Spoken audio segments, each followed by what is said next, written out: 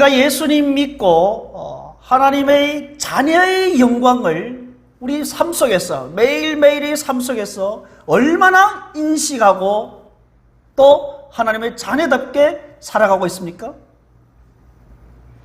하나님의 자녀이면서도 실제로는 과연 내가 하나님 자녀 맞는가? 과연 내가 하나님의 선택받은 백성 맞는가? 이렇게 의심할 때는 없습니까? 영적으로는 굉장히 무기력하고 세상의 삶에 빠져있는 그런 사람들이 얼마나 많습니까? 그래서 우리는 누구인지에 대한 그 바른 인식이 굉장히 중요한 것입니다. 절실히 필요한 때입니다. 그럼 오늘 이 시간을 이용하여서 그리스도인이란 어떤 사람들인가 라는 그 특권, 하나님이 그리스도인들에게 어떤 특권을 주셨는가, 그것을 함께 나눠보고자 합니다. 여러분, 그리스도인은 어떤 사람들입니까? 또 그리스도인들은 삶 속에서 어떠한 특권을 누리고 있습니까? 자, 이것을 알려면요, 먼저 우리는 하나님의 자녀로 입양된 이 개념, 입양의 개념을 제대로 이해를 해야 될 것입니다. 이에 대해서 사도 바울은 뭐라고 합니까? 오늘의 말씀에 보면요, 하나님의 아들, 하나님의 자녀, 하나님의 상속자, 이런 말씀들이 거듭 나오고 있습니다. 15절에도 보면요, 너희는 양자의 영을 받았으므로, 이런 표현이 나와요. 사도 바울은 우리와 하나님의 관계를 바로 이 양자됨이라는 것으로 표현하고 있습니다. 고대 로마 사회 속에서 입양은 주로 부유한 사람들이 자신의 재산을 물려줄 이 상속자가 없을 때, 그때 다른 사람이나 심지어는 노예도 자신의 양자를 삼으셔서 상속자로 삼기도 하죠. 그래서 양자가 되면 이 사람의 그 과거의 신분은 다 없어지고 이제는 아버지의 그 사회적인 신분을 그대로 받고 그도 누리게 되는 것입니다. 그리고 이제 장차 아버지가 이제 죽게 되면 그 아버지의 재산을 전부 물려받는 상속자가 되는 거지.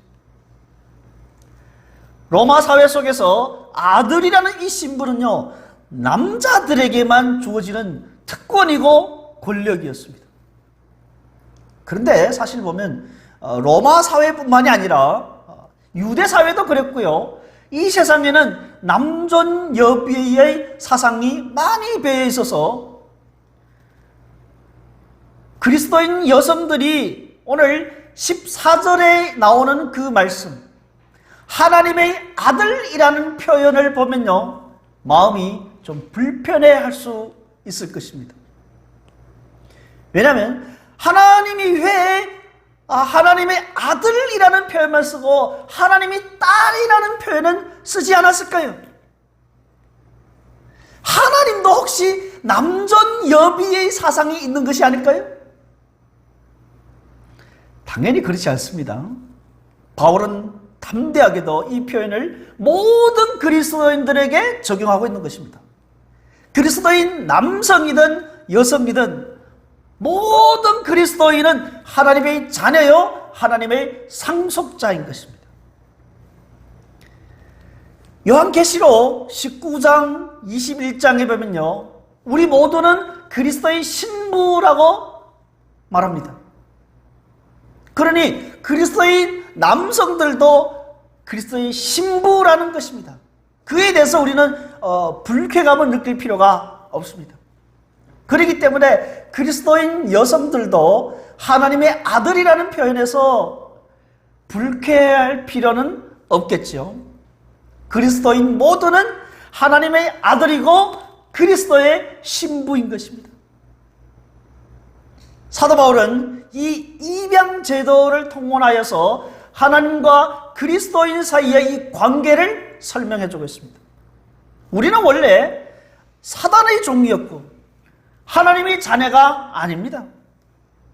그러니 우리를 하나님의 자녀로 삼으시기 위해서는 하나님이 우리를 양자로 삼는 길밖에 없는 것입니다. 사실 하나님의 유일무이한 아들은 예수 그리스도 한 분뿐입니다. 우리 14절 함께 보겠습니다. 무릇 하나님의 영으로 인도함을 받는 사람은 곧 하나님의 아들이라. 아멘. 성령을 가진 모든 사람은 하나님께 입양된 사람이고, 또 반대로 입양되지 않은 사람은 성령을 가질 수도 없을 뿐만 아니라 성령의 인도함을 받을 수도 없는 것입니다.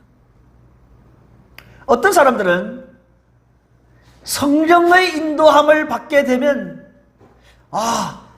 청년들은 성령이 우리를 좋은 배우자 만나게 해줄 거야, 성령이 나를 좋은 직업을 구하게 해줄 거야, 성령의 인도함을 받게 되면 나의 사업이 성공하게 도와줄 거야, 자, 이렇게 생각을 합니다. 물론 성령님은 우리를 가장 선한 길로 인도해 주시죠.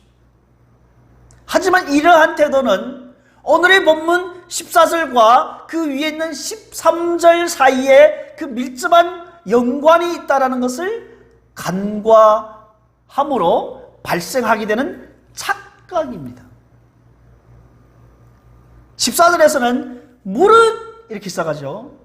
자, 이것은 사실은 왜냐하면 이런 말입니다. 이것은 바로 전에 13절에서 말했던 것에 대한 설명인 것입니다. 바울은 13절에서 우리가 성령과 함께 할 때 우리 안에 있는 이 죄에 대해서 온전히 승리할 수 있다라고 말하는 것입니다. 그리고 이제 14절에서 우리가 왜 죄에서 죄를 이길 수 있느냐, 그 이유에 대해서 말해주고 있습니다. 그것은 바로 우리는 하나님의 아들 혹은 하나님의 자녀들이기 때문인 것입니다. 그렇기 때문에 하나님의 영으로 인도함을 받는 것은요, 13절에서 말하는 영으로서 몸의 행실을 죽이는 것과는 사실 같은 것입니다. 우리는 성령이 미워하는 그 죄를 미워하게 되고, 성령이 사랑하는 일을 우리도 사랑하게 되는 것입니다. 이런 식으로 우리는 성령의 인도함을 받는 거죠. 그렇다면 14절의 의미는 분명합니다. 성령이 우리 안에 오지 않으면 우리는 그리스도에게 속하지 않습니다. 그리고 우리는 하나님의 아들이 아닙니다. 자, 이것은요, 거꾸로 해도 성립이 되는 것입니다. 우리가 믿음으로 그리스도께 속해 있다면 우리는 하나님의 아들이고 성령이 우리 마음에 거주하는 것입니다. 그래서 그리스도께 속했다, 하나님의 아들이다, 성령이 내주한다, 이 세 가지는요, 사실 분리될 수가 없는 것입니다. 하나입니다. 그리고 이제 15절은 그리스도인은 양자의 영을 받은 사람이라고 명시하고 있습니다. 양자의 영을 받다. 양자라는 것은요, 입양되었다, 입양이라고 번역할 수 있습니다. 입양이라는 이 말 속에는요, 사실 우리와 하나님 사이에 어떤 관계인지를 암시해주고 있습니다. 우리가 양자의 신분을 받았다는 것은 우리는 원래 하나님 자녀가 아니었다는 거잖아요. 원래 우리는 영적인 고아였고 죄의 노예들이었습니다. 우리 방금 나눴던 것처럼 입양이라는 것은 아버지의 편에서 아버지가 일방적으로 이 비싼 대가를 지불하여서 양자로 받아들이는 이런 법적인 행위인 것입니다. 아들이 양자의 지위를 얻기 위해서, 양자가 되기 위해서 할 수 있는 것은 아무것도 없습니다. 아들은 양자로서의 그 신분을 그냥 받는 것입니다. 주어지는 것입니다. 우리가 하나님의 양자가 됐다는 것은요, 이것은 전적으로 하나님에 의한 법적인 행위였지 우리가 하나님의 양자가 되기 위해서 한 것은 아무것도 없다라는 것입니다. 자, 이렇게 생각하는 사람들이 있어요. 하나님은 우주 만물을 창조하시고 모든 인류를 창조하셨기 때문에 모든 인류가 하나님의 자녀가 아닙니까? 그러나 성경은 분명히 말해주고 있습니다. 영접하는 자, 곧 그 이름을 믿는 자들에게는 하나님의 자녀가 되는 권세를 주셨으니, 하나님의 자녀는 예수 그리스도를 영접하는 사람에게만 주어지는 것입니다. 그리고 이제 15절 아랫부분에 보면요, 하나님을 향해서 우리는 아빠, 아버지라고 부르짖을 수 있다는 것입니다.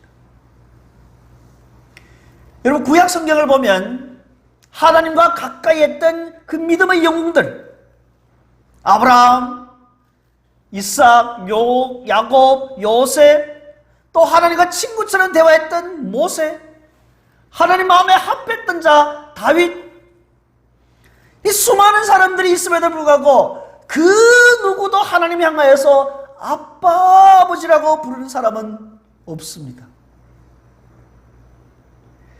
그런데 신약 시대에 살고 있는 우리는 어떻습니까? 아빠, 아버지라고 부르짖는 것입니다. 구약이든 유대교이든 하나님을 아빠라고 부르는 경우는 없습니다.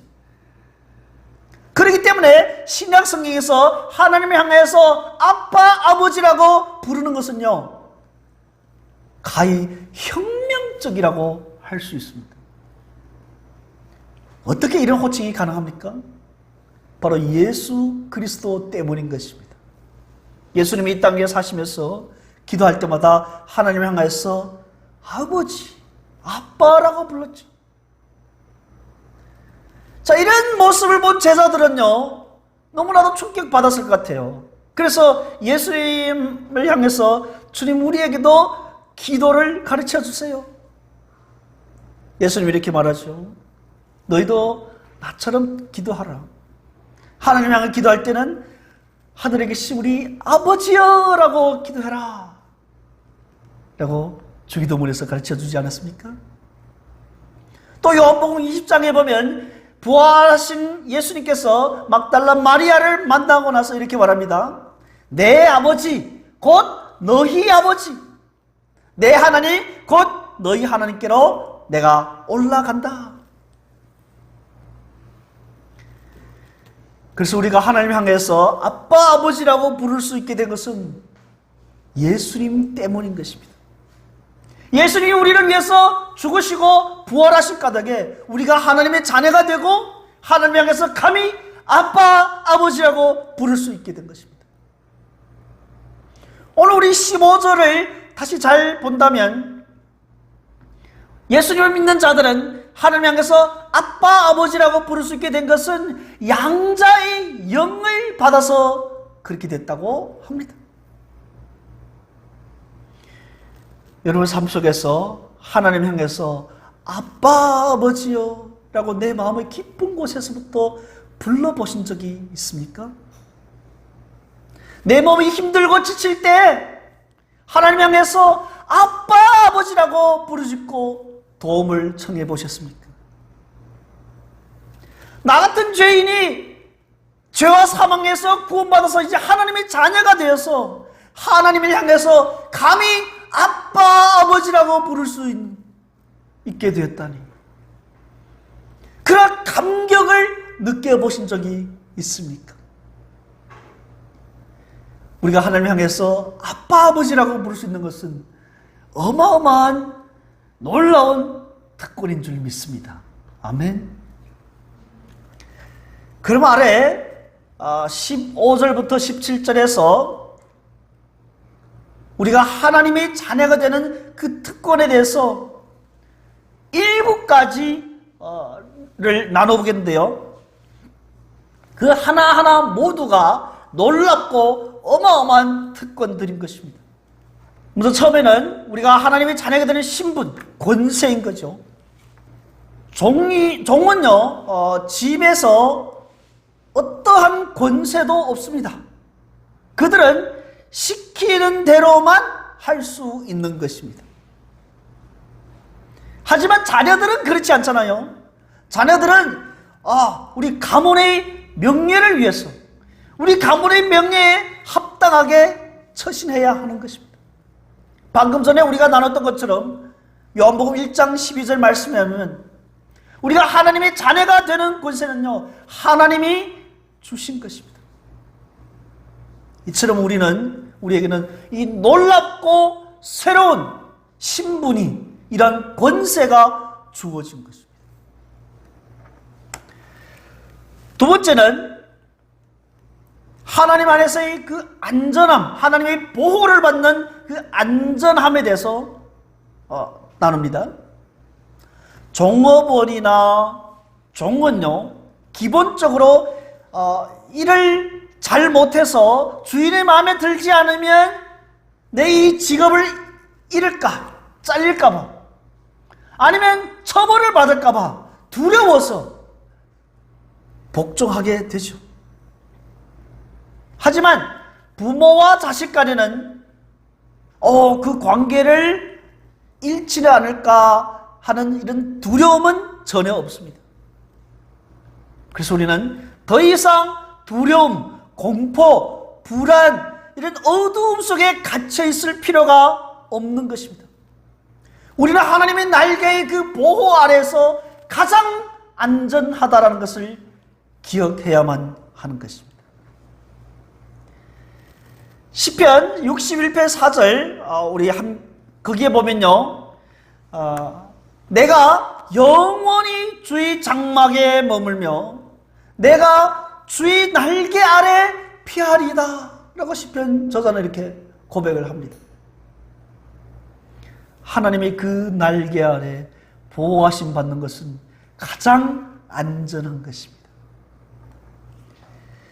세 번째 우리가 누리게 될 특권은 하나님과의 그 친밀한 관계입니다. 우리는 하나님을 향해서 아빠, 아버지라고 부르는 것입니다. 그리스도인들은 하나님을 향해서 아빠, 아버지라고 부르면서 하나님과의 그 친밀한 관계를 드러냅니다. 마치 갓난 아기가 금방 말을 배우기 시작할 때 옹알옹알거리면서 발음은 똑똑하지 않지만 아빠, 아빠 하면 부모로서는 얼마나 기쁩니까? 그와 같은 것입니다. 하나님은 더 이상 이제 우리에게서 저 멀리 계시는 그런 분이 아닙니다. 우리는 하나님의 아들, 딸들이고 하나님은 우리의 아빠, 아버지인 것입니다. 이러한 관계 때문에 우리는 오늘도 자발적으로 하나님께 나아올 수 있는 것입니다. 아니면 억지로 하나님이 무서워서, 하나님이 벌할까 무서워서 나오게 된다면 너무나도 힘든 거죠. 괴로운 거죠. 이런 것은 이제 전혀 없습니다. 우리와 하나님 사이 이 친밀한 관계를 알게 된다면 주일날 교회 오는 것이 그렇게 행복할 수가 없죠. 네 번째, 우리 16절에서 봅니다. 우리가 하나님의 자녀라는 것을 어떻게 알 수 있을까요? 16절 말씀에 하면 성령이 우리의 영과 더불어 증언하신다고 했습니다. 사실은 우리 마음속에서도 이미 우리는 그리스도인이라는 것을 알 수 있습니다. 우리 스스로도 내가 참으로 하나님의 자녀라는 것을 어느 정도는 확신할 수 있습니다. 하지만 바울은요, 그것만으로는 부족해요. 우리 마음속에 있는 성령이 우리와 더불어서 우리가 알고 있는 그것에 대해서 또 증언해 주신다고 말하고 있는 것입니다. 이미 우리 전에 5장에서도 함께 나눴지만 5장 5절에서 보면 성령으로 말미암아 하나님의 사랑이 우리 마음에 부음바 되었으니 라고 하는 것입니다. 우리 마음에 있는 성령으로 말미암아서 하나님이 나를 사랑한다, 하나님이 나를 가장 사랑한다 라는 이런 확신을 주고 있는 것입니다. 그래, 맞아. 나는 하나님의 사랑받는 자네야. 하나님이 나를 가장 사랑하시는 거야. 그래서 우리는 확신하게 되는 것입니다. 이것이 15절과 16절에서 우리가 나눈 그리스도인의 4가지 특권이었습니다. 그럼 아직 17절에서 나머지 3가지 특권에 대해서 함께 나누도록 하겠습니다. 먼저는 상속권입니다. 자녀이면 상속자, 곧 하나님의 상속자라고 했습니다. 고대 사회에서는 장자는 곧 상속자였습니다. 부모의 사랑을 받은 자녀가 많다 할지라도 상속자는 장자였습니다. 그래서 이 상속자가 가문의 이름도 있고 그 재산에서의 가장 많은 부분을 또 이어받게 되는 것입니다. 자, 이러한 방식으로 인해서 그 가문의 영향력이 분산되거나 아니면 소실되거나 이런 것이 없이 계속 아래로 대대로 이어가게 되는 것입니다. 그런데 바울은 오늘 모든 그리스도인들은 하나님의 상속자라고 말하는 것입니다. 상속자는 부모의 그 재산 가운데서 가장 큰 몫을 차지하게 되는데 우리 모두는 하나님의 상속자라는 것이 참 놀라울 뿐입니다. 기적인 것입니다. 하나님이 우리를 위해서 준비된 것이 너무나도 크고 영광스러운 것인데 우리 모두가 하나님의 그 상속을 받을 수 있다는 것이 여러분 믿겨지십니까? 그만큼 우리에게는요 상상할 수 없는 그 미래가 보장되어 있는 것입니다. 그런데 더욱더 놀라운 것은 우리가 그리스도와 함께 상속자가 되었다는 것입니다. 죄인인 우리가 구원받은 것도 감사할 뿐인데 하나님의 자녀가 되고 예수 그리스도와 동등한 상속자가 되었다는 것이 여러분 믿겨지십니까? 우리 함께 갈라디아서 4장 말씀을 함께 보도록 하겠습니다. 함께 읽습니다. 너희가 아들님으로 하나님이 그 아들의 영을 우리 마음 가운데 보내사 아빠 아버지라 부르게 하셨느니라. 그러므로 내가 이후로는 종이 아니요 아들이니 아들이면 하나님으로 말미암아 유업을 받을 자니라. 아멘. 이 땅에서도 우리는 하나님의 자녀들로서 하나님의 그 신령한 복들을 유산으로 받고 누리고 있고 또 이제 잠시 뒤면 영원한 그 나라에서는 비교할 수 없는 그 영광의 유산을 얻게 되는 것입니다. 우리는 하나님의 자녀로서 영원한 생명을 받았지요. 그래서 우리는 성삼위 하나님과 영원토록 함께 살게 되는 것입니다. 우리들에게는 하늘의 그 소망뿐만이 아니라 우리는 또 그 영광스러운 부활체에 대한 약속, 또 새 하늘과 새 땅에서 영원히 하나님과 함께 살게 되는 그 약속이 주어졌습니다. 그래서 그때가 되면 우리는 이제 이 세상에서 겪고 있던 고통, 질병, 이 모든 것으로부터 우리는 벗어나게 되는 것입니다. 이런 유업에 대해서 베드로 사도는 뭐라고 하냐면요, 우리 함께 봅니다. 함께 읽습니다. 그의 많으신 긍휼대로 예수 그리스도를 죽은 자 가운데서 부활하게 하심으로 말미암아 우리를 거듭나게 하사 산 소망이 있게 하시며 썩지 않고 더럽지 않고 쇠하지 아니하는 유업을 있게 하시니 곧 너희를 위하여 하늘에 간직하신 것이라. 아멘. 그 유업은 썩지 않고 쇠하지 않는 것입니다. 그것을 우리를 위해서 하늘에 간직해 두셨습니다. 그것이 하나님이 우리에게 주신 유업인 것입니다. 이제 여섯 번째 우리가 누리게 되는 특권은요, 자녀이면 또한 고난도 받아야 한다는 것입니다. 부모들은 항상 자녀를 단련시킵니다. 부모가 자녀를 단련시킬 때는 이 자녀가 커서 나중에 훨씬 더 큰 그 어려움, 고난을 겪을 때 능히 이겨내게 하기 위해서 지금부터 작은 그 고난부터 단련시키는 것입니다. 진정 자녀를 사랑하는 부모라면요, 사랑하는 마음으로 자녀를 단련시키게 되어 있습니다. 자녀에 대한 지나친 보살핌, 그 자녀를 하여금 조금 더 훈련받지 말라는 그 훈련을 회피하는 것이라면요, 그럼 그것은 오히려 그 자녀를 망치게 할 뿐입니다. 우리를 가장 사랑하는 하나님은 우리의 유익을 위해서 작고 가벼운 훈련부터 시키시는 것입니다. 그러므로 우리를 가장 사랑하는 하나님 아버지께서는 우리에게 훈련받을 수 있도록 허락하시는 거죠. 그래서 우리는 하나님 자녀로서 우리 삶에서 겪게 되는 이런 고난을 우리가 훈련받아서 그것을 통과하는 것입니다. 물론 그 과정은 힘들고 힘겹지만, 그러나 우리가 하나님 자녀로서 누리게 되는, 겪게 되는 특권인 것입니다.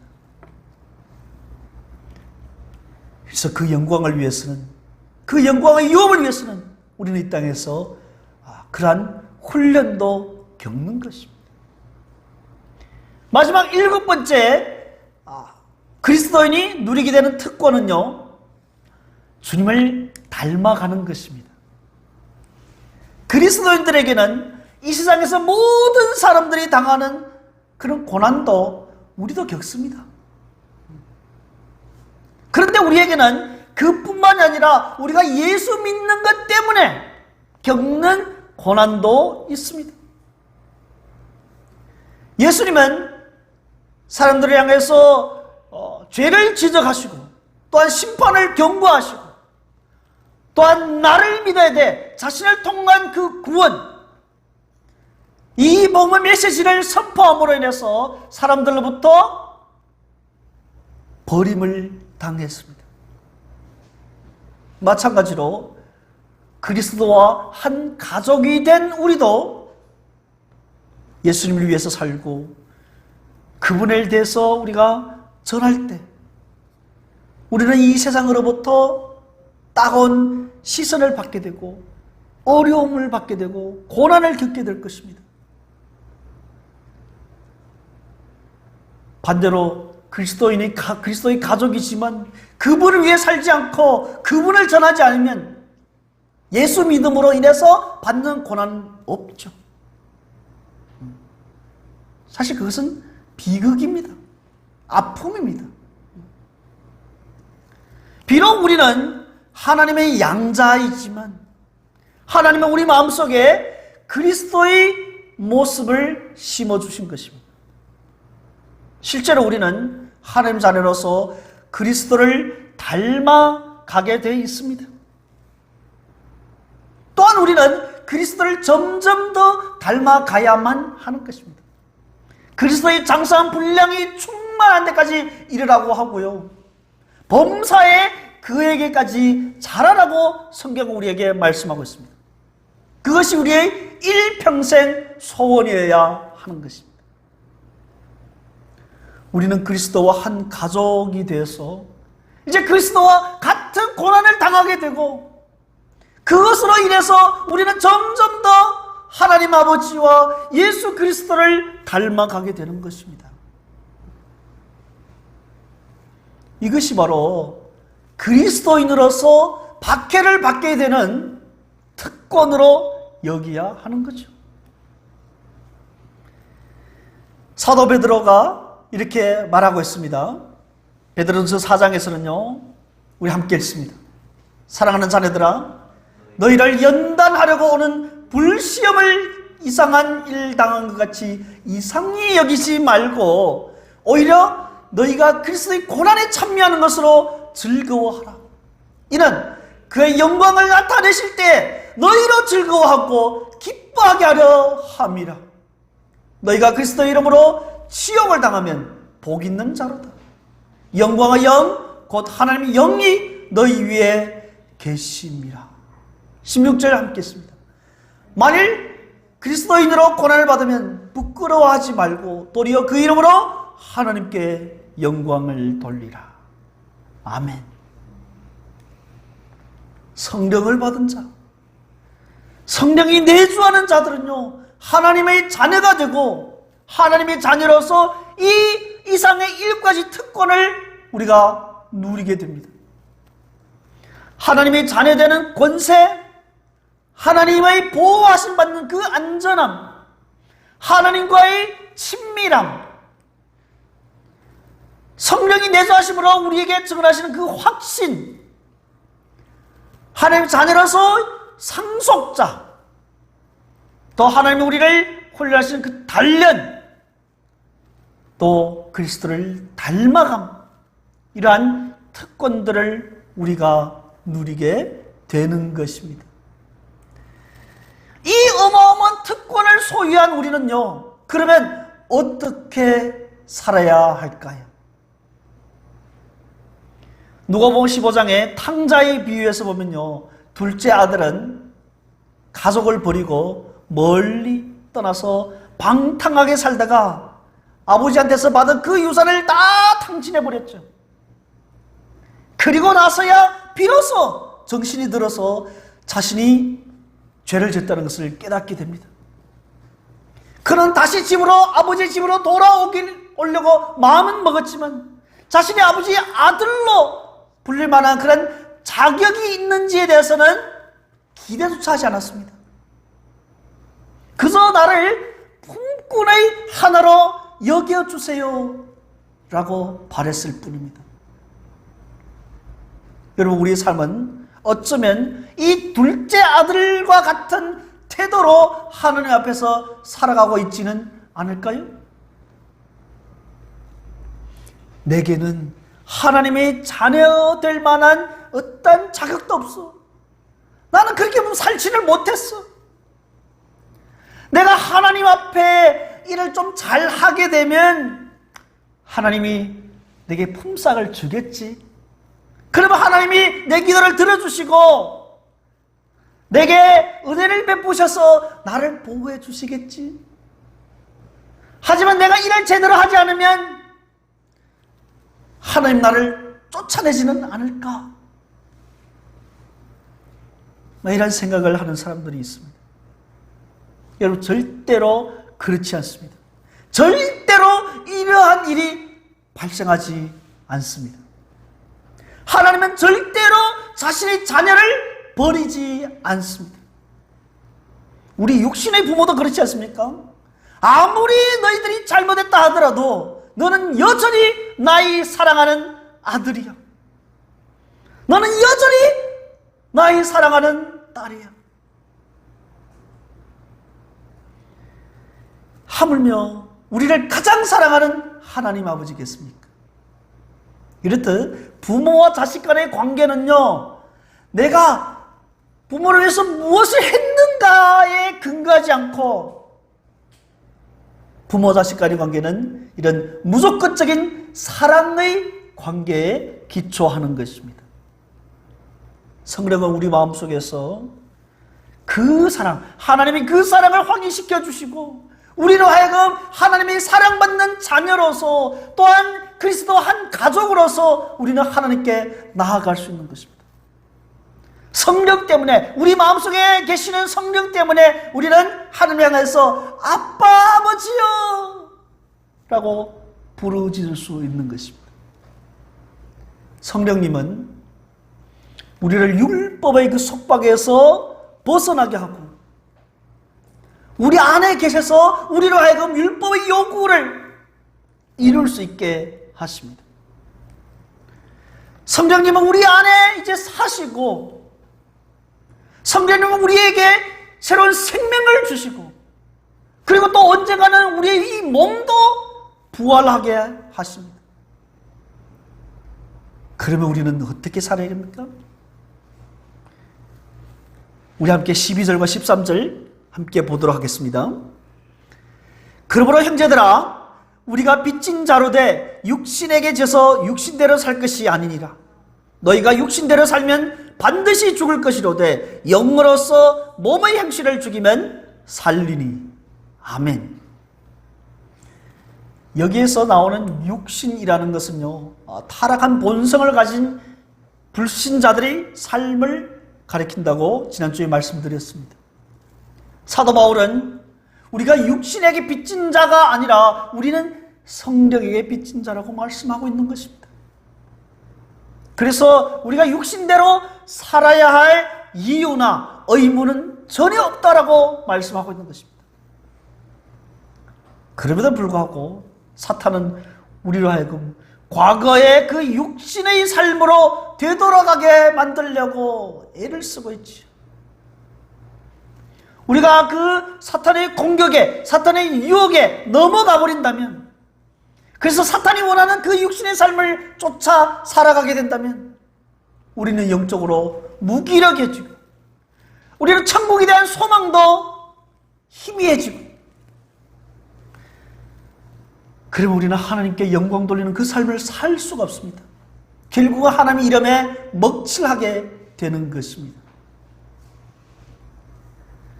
사도 바울은 13절에서 분명히 경고합니다. 육신대로 살면 반드시 죽을 것이라. 여러분, 이것은요, 불신자들에게 말하는 것이 아닙니다. 13절은 예수 믿는 신자들에게 말하고 있는 것입니다. 너희가 육신대로 살면. 그렇게 말하고 있지 않습니까? 세상 사람들처럼 육신을 쫓아 살고 땅의 것만 생각하고 육신의 쾌락, 내 인간적인 그런 야망, 성공, 출세, 이런 것만 바라보고 이기적으로 자기 중심적인 이런 삶으로 살아가게 된다면 결국은 멸망의 길이라는 것입니다. 이 세상의 흐름은 지극히 개인주의입니다. 우리는 이 세상의 문화를 거슬러 올라갈 수 있는 이런 영적인 힘이 필요한 것입니다. 우리가 신자다운 삶을 살고 하나님께 영광 돌리고 하나님 주신 그 복을 풍성하게 누리려면 어떻게 살아야겠습니까? 13절 후반부에 그 답이 있습니다. 영으로서 몸의 행실을 죽이면 살리라. 몸의 행실이라는 것은 아직까지도 우리 마음속에 남아있는 그 타락하고 부패한 인간의 그 본성에서 나오는 여러 가지 행실들을 말하고 있는 것입니다. 갈라디아서 5장 19절 이하에 나오는 것처럼 음행이며 더러운 것이며 우상숭배며 분쟁이며 시기며 이단이며 질투며 술취마며 이런 여러 가지, 바울은 이와 같은 이 몸의 행실을 우리 마음속에 계시는 성령님의 도움을 받아서 죽여야 한다고 말씀하고 있는 것입니다. 갈라디아서 5장 24절에서 이렇게 말합니다. 그리스도 예수의 사람들은 육체와 함께 그 정욕과 탐심을 십자가에 못 박았느니라. 그런데 이것은요, 한순간에 끝나는 것이 아닙니다. 이것은 우리가 평생토록 해야 하는 숙제인 것입니다. 이것이 우리가 말하는 성화요 죄 죽임입니다. 우리가 복음을 말할 때 죄의 문제를 가볍게 다룬다면 그 복음은 진정 복음이 되지 못합니다. 우리가 죄 문제를 다룰 때는 과감하게 다뤄야 하고 또한 철저하게 다뤄야 하는 것입니다. 그래서 이 죄를 죽이려면 먼저는 우리 마음속에 죄가 있다, 나는 죄인이다 라는 것을, 이런 사실을 인정해야만 합니다. 죄인이다, 나는 죄가 있다라는 것을 인정하지 않게 되면요, 죄를 죽여야 한다는 생각조차 하지 않게 되죠. 두 번째는요, 우리는 항상 우리 온 마음을 하나님께로 집중해야 하는 것입니다. 주님을 바라봐야 하는 것입니다. 세 번째는 우리의 심령이 하나님 말씀으로 가득 차 있어야 합니다. 그리고 그 말씀을 밤낮으로 묵상해야만 합니다. 우리가 지금 로마서 8장을 암송하고 있는데 바로 이러한 이유인 것입니다. 그런데 입으로는 암송하고 몸은 또 다른 행동을 하면 아무리 위안도 소용이 없지요. 그것을 묵상하면서, 그래서 우리 마음속에 하나님 말씀이 들어있는 만큼 우리는 죄를 멀리하게 되는 것입니다. 그래서 말씀 암송이 중요한 것입니다. 특별히 어린이들은요, 하나님 말씀을 많이 암송해야 됩니다. 네 번째는 우리가 기도를 통해서 하나님과의 그 친밀함, 하나님과의 그 친밀한 교제를 우리는 유지해야 하는 것입니다. 기도를 통해서 우리 죄를 고백해야 할 것이고, 그리고 하나님을 따라가고, 하나님을 가까이 하시면 가까이 할수록 우리는 그만큼 거룩한 삶을 살아갈 수가 있는 것입니다. 분별된 삶을 살아갈 수가 있는 것입니다. 다섯 번째는 죄를 지었다면 우리는 철저하게 회개하게 되고, 그리고 철저하게 순종해야 합니다. 사랑하는 여러분, 우리 모두가 존귀한 하나님의 자녀가 되었으니 이제 존귀한 하나님의 그 자녀로서의 특권을 누리며 살고, 이제는 우리의 힘으로서가 아니라 우리 안에 내주하시는 성령님의 힘을 의지하여서 우리 몸의 행실을 죽이고 점점 더 주님을 닮아가시기를 축원드립니다. 아멘. 우리는 본래 하나님 자녀가 아니었습니다. 우리는 영적인 고아였고 죄의 노예였습니다. 그러나 하나님께서 우리를 자신의 양자로 입양하시고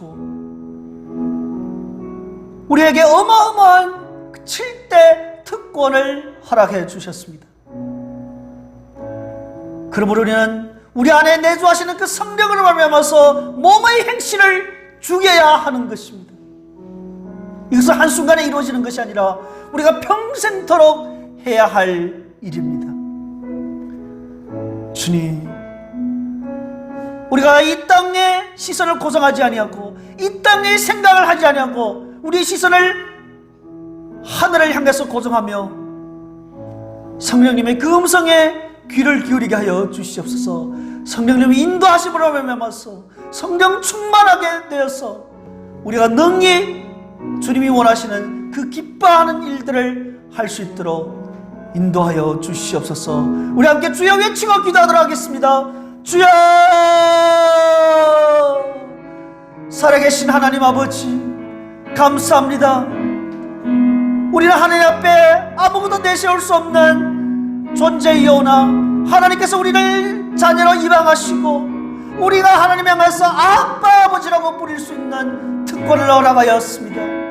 이 어마어마한 특권을 우리에게 허락하였으니 이것은 과거에 그 어떤 누구도 있을 수 없었던 일이었습니다. 주여, 우리를 불쌍히 여주시고 우리 안에 있는 성령으로 말미암아서 우리가 능히 하나님을 향하여서 가까이하며 성령으로 말미암아서 몸의 행실을 죽이는 그 일을 능히 담대히 하여 나갈 수 있도록 허락하여 주시옵소서. 그래서 우리가 주님을 더욱더 닮아가며 주님을 영화롭게 할 수 있는 주님의 자녀 될 수 있도록 하나님 은혜를 허락하여 주시옵소서. 성령 충만케 하여 주시옵소서. 성령 충만케 하여 주옵소서. 우리 심령을 부게 하여 주셔서 능히 하나님 말씀으로 우리 마음속에 있는 그 언급기들을, 가시 언급기들을 다 제거해 주시고 성령의 불로 태워 주시옵소서. 주여, 우리 마음이 옥토밭이 되어서 성령의 열매들을 많이 맺게 하여 주시옵소서. 감사를 드리며 예수 그리스도 이름으로 기도드렸습니다. 아멘.